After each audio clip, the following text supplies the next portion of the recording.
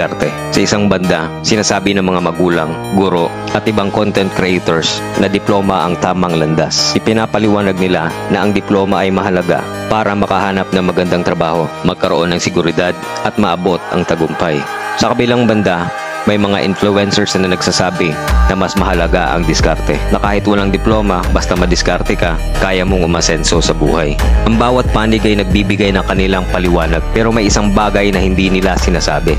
Malalim na katotohanan na dapat malaman ng tao, lalo na ng mga kabataan. Ang problema ay hindi lang sa pagpili ng landas, kundi sa kakulangan ng kaalaman tungkol sa epekto ng diploma at diskarte sa totoong buhay. Madalas, ang sinasabi ng mga content creators at influencers ay nakabatay sa kung ano ang kapaki-pakinabang sa kanila, hindi kung ano ang makabubuti para sa mga kabataan. Kapag ang mga kabataan ay ginabayan ng maling impormasyon, maaaring magkaroon nito ng seryosong epekto sa kanilang kinabukasan.